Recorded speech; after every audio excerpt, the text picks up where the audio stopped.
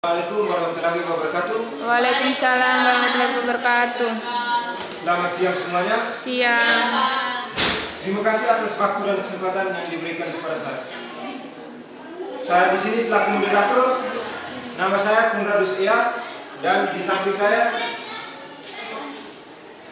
Ibu Patricia Belminte Sogen selaku pembawa materi. Sekarang beliau lagi menempuh S2 di Universitas Brawijaya. Selanjutnya saya persilakan kepada pemateri. Baik, terima kasih untuk penjelasannya. Nah, sebelum memulai materi kita, saya ingin mengucapkan selamat siang semuanya. Siang. Oke. Jadi baik, pada kesempatan ini saya akan memaparkan materi tentang penggunaan homonim bahasa Indonesia dalam kalimat. Jadi kita masuk pada pengertiannya dulu. Secara etimologi kata, homonim berasal dari bahasa Yunani kuno, yakni dari kata onomo yang berarti nama dan homo yang berarti sama. Jadi secara harafiahnya, homonim dapat diartikan sebagai nama yang sama untuk benda atau hal lain. Kata-kata yang berhomonim memperlihatkan adanya hubungan kemaknaan atau relasi semantik. Hubungan kemaknaan pada homonim ini menyangkut masalah kelainan makna. Beberapa ahli memberikan batasan mengenai homonim. Homonim yaitu kata-kata yang mempunyai bentuk yang sama tetapi memiliki makna yang berbeda. Itu menurut Kera. Sedangkan menurut Aminuddin mengatakan bahwa homonim adalah beberapa kata yang memiliki ujaran yang sama tetapi memiliki makna yang berbeda. Verhaer mengemukakan pengertian homonimnya secara lebih luas. Menurutnya, homonim didefinisikan sebagai ungkapan lain, tetapi dengan perbedaan makna di antara kedua ungkapan tersebut.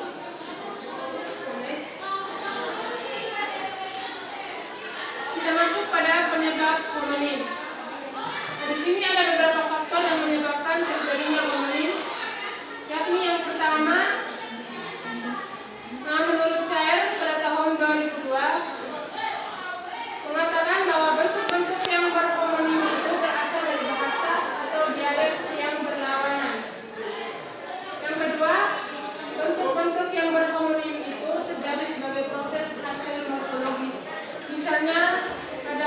Misalnya kata mengukur dalam kalimat, ibu sedang mengukur kelapa di dapur, berhomonim dengan kata Andi sedang mengukur tinggi tiang bendera. Jadi dari kata mengukur pada kalimat yang pertama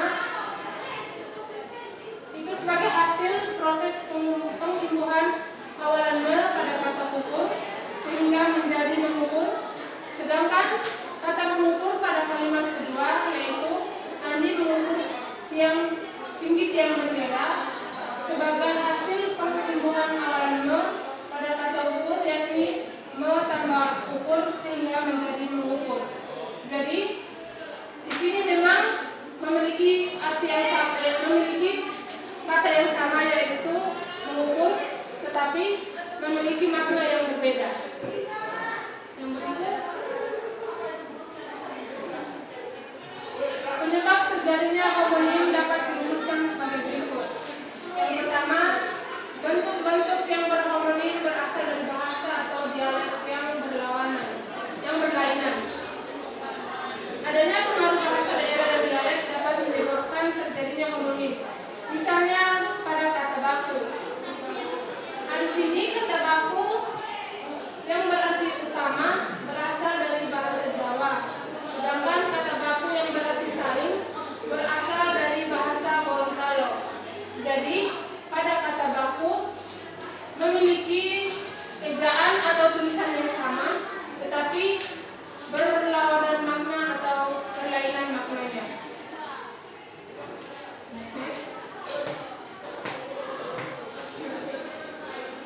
Bentuk-bentuk yang berhomonim terjadi sebagai proses morfologis. Proses morfologis ialah proses pembentukan kata-kata dari ketentuan lain yang merupakan bentuk dasarnya. Misalnya pada kata mengurus. Pada kata mengurus, dalam kalimat ibu mengurus rumah tangga dengan baik, mengurus bermakna mengatur.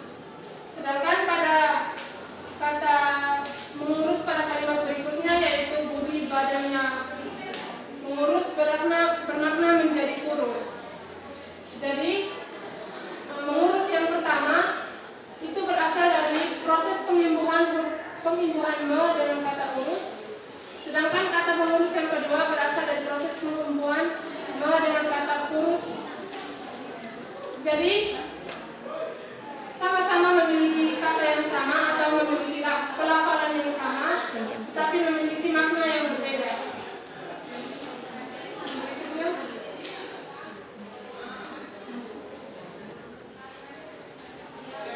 kita masuk pada macam-macam homonim. Yang pertama, homonim yang homograf, yakni homonim yang homograf memiliki ejaan yang sama tetapi lafal dan maknanya berbeda. Misalnya pada kata sedan. Pada kata sedan, huruf E dari kalimat tersebut diucapkan lemah atau pepet. Jadi sedan yang pertama itu huruf E-nya diucapkan pepet, misalnya sedan, yaitu tangis kecil. Dan pada kata sedan yang kedua, huruf E-nya diucapkan terang, yang berarti jenis mobil penumpang. Jadi antara kata pengertian dari kata sedan sama sedan itu meskipun memiliki pelafalan yang berbeda, meskipun memiliki pelafalan yang sama, penulisannya pun sama, tetapi memiliki makna yang berbeda. Itu ditentukan dari fonem E-nya, E dan E-nya.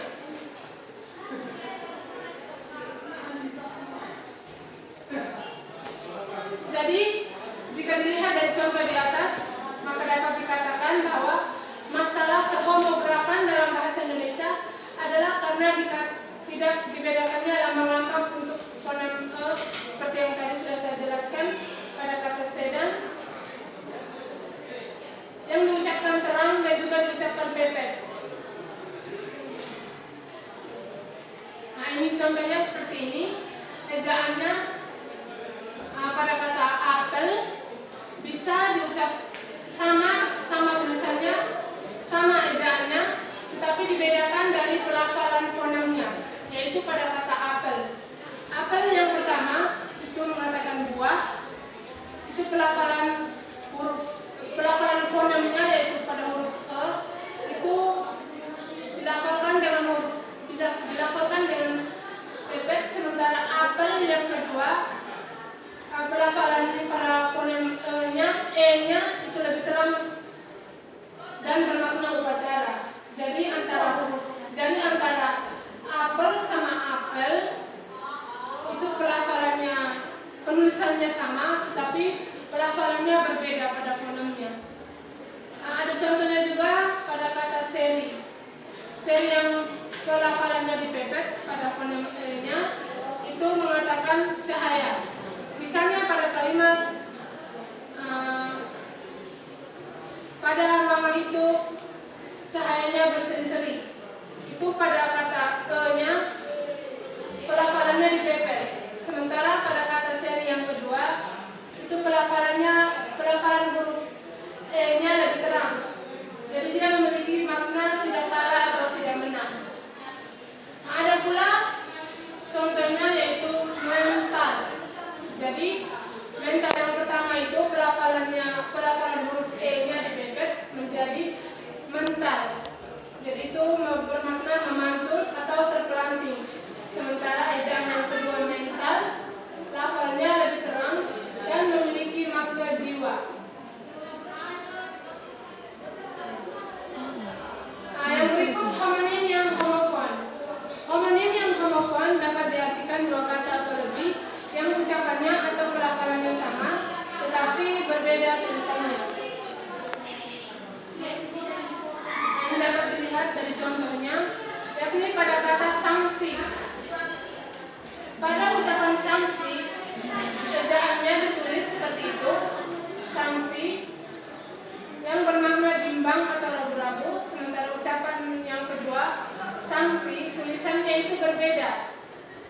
tulisannya berbeda tetapi memiliki ejaan yang sama dan bermakna pula yang berbeda.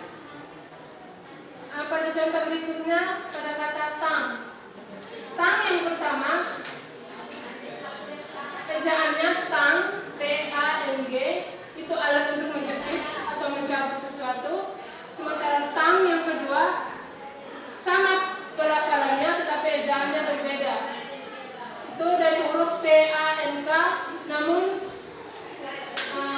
disebutkan sama atau mirip dengan kata tang yang pertama, yaitu pada kata alat untuk menjepit atau mencabut. Sedangkan tang yang kedua itu berupa mobil untuk berperang atau berlapis baja. Yang berikut, homonim yang homofon dan homograf. Homonim yang homofon dan homograf memiliki kesamaan ejaan atau ucapan. Itu menurut Kera pada tahun 1983, tetapi memiliki makna yang berbeda. Contohnya, pada kata karat, di sini dari kata karat yang pertama itu lapisan yang melekat pada besi atau akibat proses kimia.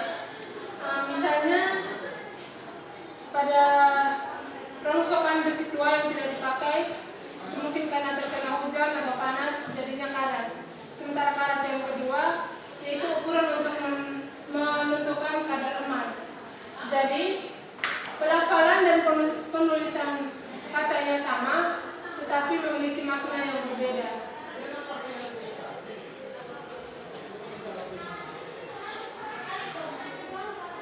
Sekian dari saya kembalikan kepada moderator.